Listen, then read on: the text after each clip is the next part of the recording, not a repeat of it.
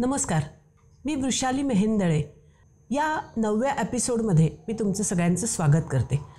आजपासून पुढे काही दिवस मी या 28 वर्षात मला जे काही अनुभव आले, अनुभव इन द सेन्स माझ्या क्लायंटच्या संदर्भात की त्यांचे प्रॉब्लेम काय होते आणि मी त्यांना काय रिझल्ट दिले, याची तुमच्याशी चर्चा करणार आहे.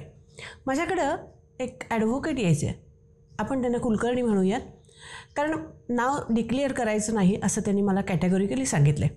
त्यांचं जे वजन होतं ते 130 किलो होतं, 6 फूट 2 इंच हाईट. ओके.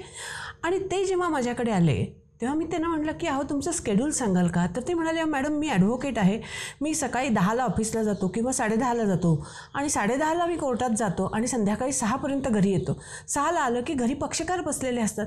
आता त्याच्यानंतर मी जेमतेम काहीतरी तोंडात टाकतो आणि रात्री 11-12पर्यंत माझं काम चालतं. त्यामुळे रात्रीचं जेवण व्हायला मला रात्री 11 वाजतात आणि त्यामुळे माझं वजन हे इरॅटिक शेड्यूलमुळे वाढलेलं आहे आणि lack of exercise. I said okay. मग मी त्यांची सगळी केस स्टडी घेतली आणि त्यांना सांगितलं की कुलकर्णी आपण एक काम करूयात, मी तुमचं सगळं डाएट आणि वर्कआउट नंतर बदलते, आपण आधी सुरुवातीला एकच काम करूयात. म्हणजे काय तर तुमचं रात्रीचं जेवण आहे ना ते संध्याकाळी तुम्ही 6:30 वाजता घ्या.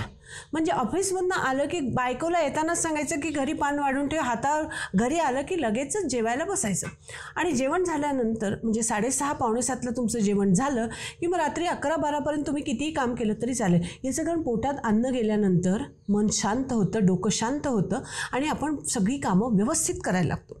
आता मला सांगा, 130 किलो वजन झाल्यानंतर माणूस लिथार्जिक होणारच आहे आणि त्याच्यात प्रचंड स्ट्रेस. इथं कुणालाही थांबायला वेळ नाही. कारण ते म्हणाले की मॅडम मी जर थांबलो तर संपलं.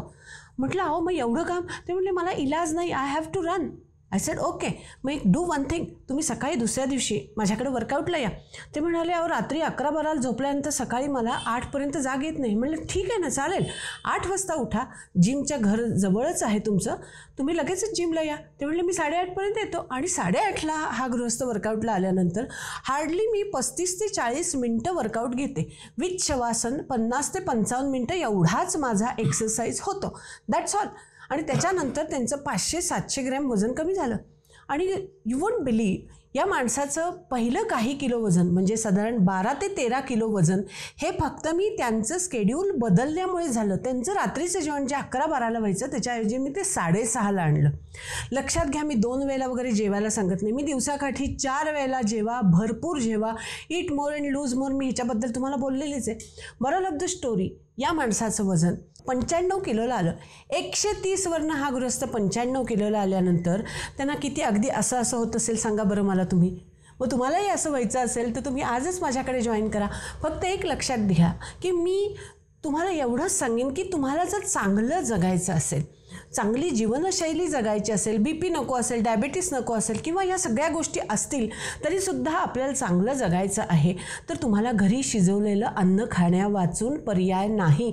मग घरची पोळी भाजी असेल, चिकन असेल, फिश असेल, अंडी असतील, व्हीट ब्रेड सँडविच असेल, थालीपीठ असेल, व्हॉट एव्हर मी जे काही तुम्हाला डाएट सांगेन ते घरचं खा आणि नॅचरल खा. कुठलीही सप्लिमेंट घेऊ नका. मी पुन्हा सांगते, जी गोष्ट नॅचरल आहे त्याची लॉंगेविटी ही कित्येक जास्त आहे. आणि म्हणून मॉरल ऑफ द स्टोरी, जेव्हा त्यांचं वजन कमी झालं तेव्हा ते इतके छान दिसायला लागले.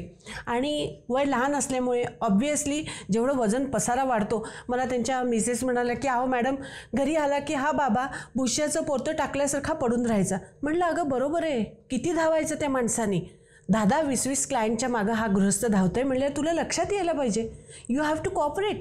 आणि मग ते सगळं बदललं. 360 डिग्रीज मध्येच या माणसाचं आयुष्य बदललं. म्हणून मी तुम्हाला एवढंच सांगते की मी आयुष्यभर फक्त चांगलं आणि चांगलं कामच केलेले. गेली 28 वर्ष मी हेच रिझल्ट देते. माझं नाव हे फक्त रिझल्टसाठी आहे. आणि मी नेहमी सांगते की तोंडातनं गेलेला राम आणि केलेलं चांगलं काम कधीही वाया जात नाही. मी ते काम करत आली आहे आणि माझं काम वाया गेलेलं नाही, जाणार नाही. So think fit, stay fit.